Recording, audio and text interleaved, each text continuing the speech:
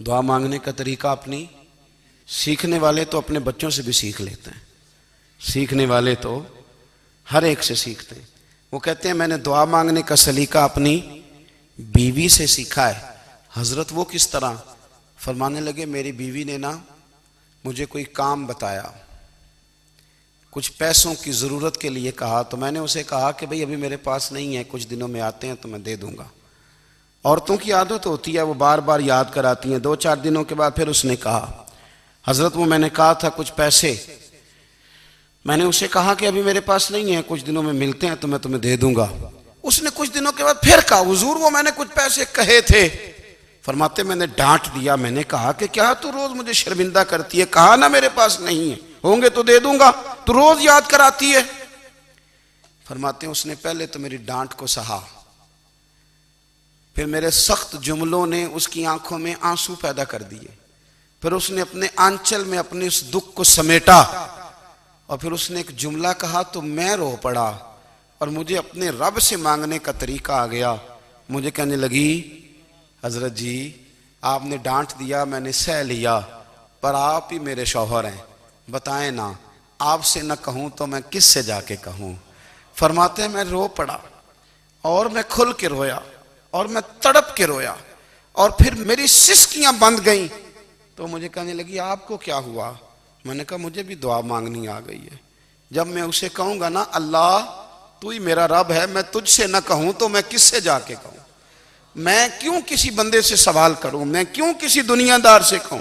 میں تیرے بندوں کا، نیک بندوں کا وسیلہ لے کے، تیرے محبوب کی غلامی لے کے تیری بارگاہ میں آیا، تجھ سے نہ مانگوں تو کس سے مانگوں؟ سمجھ آ گئی ہے جب میں اس رنگ میں مانگوں گا تو پھر رب میرے اوپر بڑا ہی فضل فرمائے گا، وہ میرے اوپر بڑی رحمت کرے گا، وہ میرے لیے آسانیاں کرے گا۔ عزیز دوستو ہم اس طرح کرنے لگ گئے ہیں کہ ہم نے نا اپنے تعلقات پر اعتماد کرنا شروع کر دیا ہے۔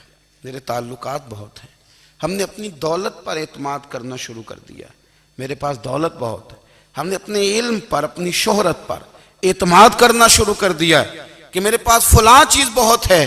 یاد رکھنا جب بے نیاز اپنی صفت بے نیازی دکھاتا ہے تو بڑی بڑی دولتوں والے مجبور نظر آتے ہیں۔ بھائیو جب انسان کا رشتہ اپنے مالک کے ساتھ ہوتا ہے پھر تو غم بھی کچھ نہیں کہتے، پریشانیاں بھی کچھ نہیں کہتی، پھر تو زندگی صبر والی، پھر تو زندگی توکل والی، پھر تو زندگی بھروسے والی، پھر انسان اپنے آپ کو رسوا نہیں کرتا، دنیا داروں سے امیدیں اس کی ختم ہو جاتی، امیدیں اللہ رسول سے لگا لیتا ہے، مضبوط ہو جاتا ہے، مضبوط طاقتور ہو جاتا ہے، خوددار ہو جاتا ہے، باوقار باعزت ہو جاتا ہے۔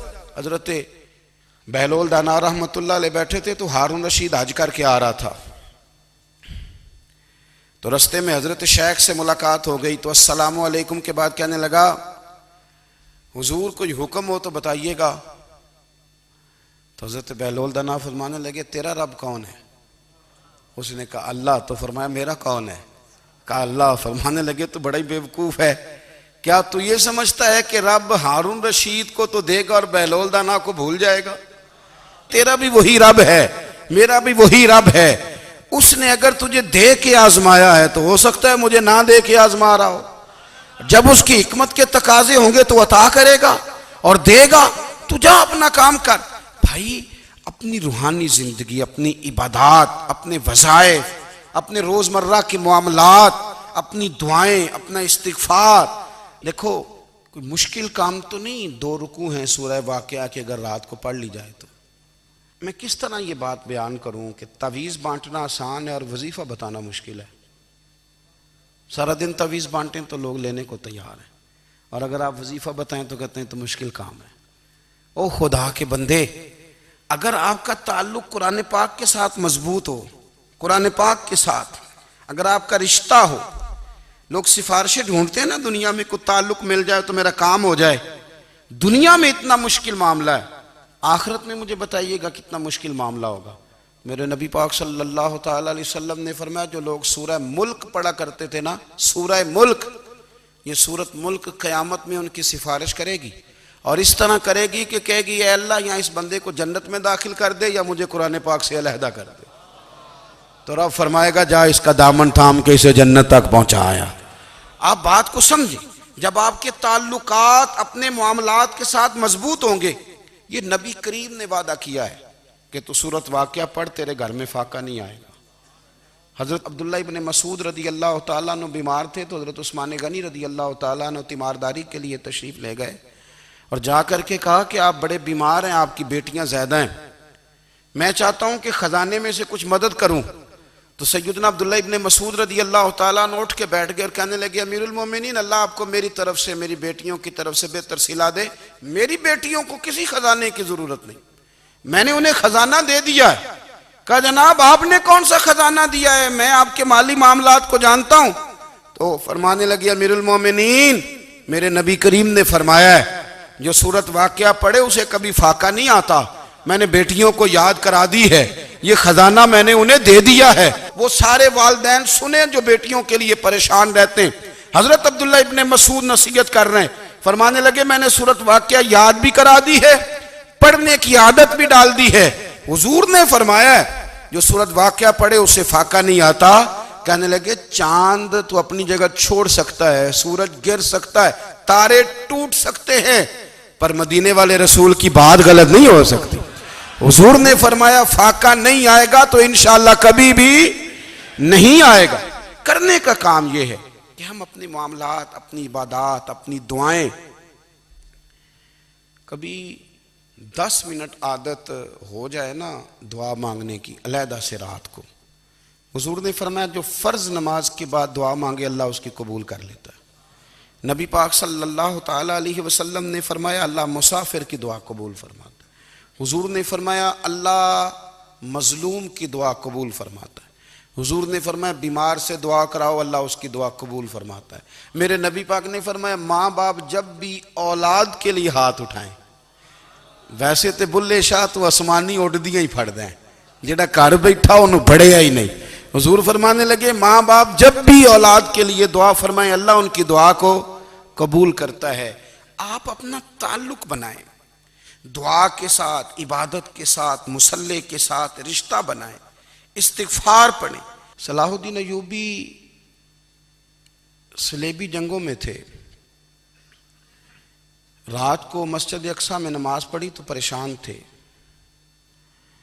ایک بزرگ سے ملاقات ہوئی تو وہ کہنے لگے کہ آپ بڑے پریشان ہیں۔ کہنے لگے حضور پریشان اس لیے ہوں کہ پہلے ہی مسلمان کمزور ہے، اب میں نے سنا ہے دشمن کا ایک بحری بیڑا وہ جنگی سامان سے بھرا ہوا آ رہا ہے، تو اب ان کے پاس اور تلواریں اور نیزے آ جائیں گے، مسلمانوں کے پاس پہلے ہی وسائل کی کمی ہے، پریشان ہوں کس طرح کر کے مقابلہ کریں گے۔ یہ بات کہتے ہی صلاح الدین ایوبی نے بزرگوں سے کہا حضور آپ بھی دعا کرنا، دعا کی بڑی طاقت ہے۔ میرے نبی پاک نے فرمایا دعا مومن کا ہتھیار ہے، دعا مومن کا۔ حضور نے فرمایا تقدیر کو سوائے دعا کے کوئی چیز نہیں بدل سکتی، دعا مومن کا ہتھیار ہے، یہ کافر کے پاس کوئی نہیں، یہ ہتھیار ہے مومن کا۔ اللہ کرے آپ کو سمجھ آئے، پھر سنیں کئی بار کہہ چکا ہوں یہ ہتھیار ہے۔ کافر کے مقابلے میں جو تیرے پاس سب سے بڑا ہتھیار ہے وہ دعا ہے۔ دعائیں کرانی چھوڑ دی، کرنی چھوڑ دی، لینی چھوڑ دی۔ حضرت سیدنا انس بن مالک رضی اللہ تعالیٰ عنہ فرمایا کرتے تھے میں نے وہ رنگ دیکھا ہے جب حضور دعا مانگتے تھے اور حضور کی مقدس آنکھوں میں آنسو بھی ساتھ ہی بہا کرتے تھے، میں نے وہ انداز دیکھا ہے۔ تو صلاح الدین ایوبی بزرگ سے کہنے لگے آپ بھی دعا کیجیے، اور خود رونے لگے اور سر سجدے میں رکھ کے رونے لگے، اور عشاء سے لے کر فجر تک روئے، خوب روئے۔ صبح وہ بزرگ آئے تو صلاح الدین ایوبی کا خوبصورت اور ہنستا ہوا چہرہ دیکھا، کہنے لگے آپ بڑے خوش ہیں، رات تو میں نے بڑے روتے ہوئے دیکھا تھا۔ تو کہنے لگے حضور وہ جو بحری بیڑا آ رہا تھا نا وہ پانی میں ڈوب گیا ہے، اب وہ نہیں آ رہا، ابھی خبر آئی ہے تو میں بڑا خوش ہوں۔ بزرگ کہنے لگے اٹھ سینے سے لگ، اور سن ایک بات، وہ بحری بیڑا پانی میں نہیں ڈوبا، وہ تیرے آنسوؤں میں ڈوب گیا ہے۔ وہ جو تو رات رویا ہے نا رب کریم کی بارگاہ میں تو وہ ڈوب گیا ہے۔ بھائی اپنا مصلی کا، عبادت کا، وظائف کا، اللہ کا سلسلہ اس کو مضبوط کرے، اپنی دعاؤں کے تعلق کو مضبوط کرے۔ دعائیں بڑے انقلاب برپا کر دیتی ہیں۔ ہم تھوڑے تھوڑے نا جب سے خشک ہوئے ہیں نا خشک، اور میری تو جماعت ہی صوفیاء کی جماعت تھی، ہم تو داتا علی اجمیری کی جماعت سے، ہم تو خواجہ اجمیری کی جماعت سے، ہم تو شیخ احمد فاروق سرہندی کی جماعت سے، ہم تو صوفیاء کی جماعت. ہماری جماعت نے بھی وہ تعلق جو ہمارے بزرگوں نے بنایا تھا. بزرگ اللہ کے قریب کیسے جاتا ہے؟ ہمارے یہاں نا بہت سارے لوگ کہتے ہیں جی نظر ہو گئی تو کام ہو گیا. بھئی جو بخاری مسلم میں طریقہ ہے نا اللہ کا قرب پانے کا وہ تو نفل ہے. نبی کریم علیہ السلام نے فرمایا بندہ نفلوں کے ذریعے رب کے قریب جاتا ہے، اور اتنا قریب جاتا ہے کہ پھر اللہ اس کی زبان بن جاتا ہے، اللہ اس کی آنکھیں بن جاتا ہے، کان بن جاتا ہے، ہاتھ اور پیر بن جاتا ہے. تو یہ تو عبادت ہے، یہ تو اللہ کی بارگاہ کی حاضری ہے جو آپ کو اللہ کے قریب کرے گی.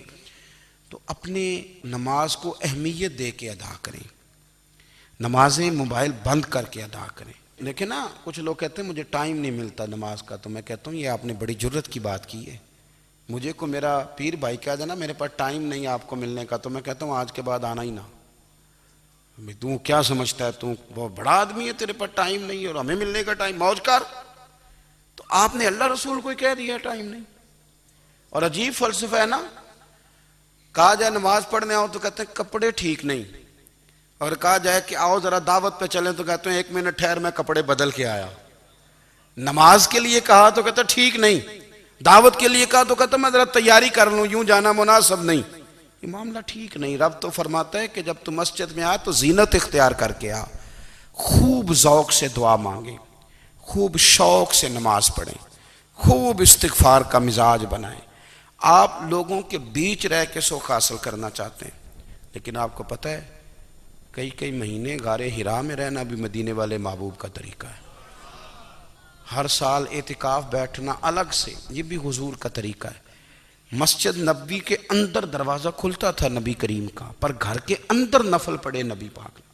اور حضور فرماتے ہیں کچھ نفل نماز گھر میں بھی پڑھا کرو، گھر کو قبرستان نہ بناؤ. ہمارا گھر اللہ کے ذکر سے آباد ہوگا. اگر ہم نماز پڑھیں گے نا، میں جب سنت پڑھنے کے لیے گھر میں کھڑا ہوتا ہوں تو میرا جو 2.5-3 سال کا بیٹا ہے نا، وہ بھی میرے ساتھ نماز پڑھنی شروع کر دے. اسے پتہ کوئی نہیں نماز کیا ہوتی ہے، لیکن وہ بھی نا سجدہ نہ بھی کرنا ہے تو ساتھ لیٹ ضرور جاتا ہے. پتہ چلا بچے لیکچر دینے سے نماز نہیں پڑھتے، نماز شروع کر دیں تو بچے بھی شروع کر دیتے ہیں. ہم جب پریشان ہوتے ہیں تو لیکچر دیتے ہیں، تو لیکچر تو باہر شاید چل جائے، گھر میں کیسے چلے گا؟ گھر میں تو عمل چلے گا. تو میرے عزیز، آج کے اس روحانی اجتماع میں ہمارے دوستوں نے جو محنت کی، ہم نے بار بار اپنی نیت سے پوچھا خدا ہمیں معاف کرے اگر کوئی ذاتی شہرت ہے، کوئی ہمارے ذاتی مفادات ہیں، رب ہمیں ہدایت دے. ہماری یہ خواہش تھی کہ روحانی اجتماع ہمیں تھوڑا سا اللہ اور اس کے رسول کے جانب مائل کرے، کچھ ہمارا رشتہ مصلی کے ساتھ مضبوط کرے.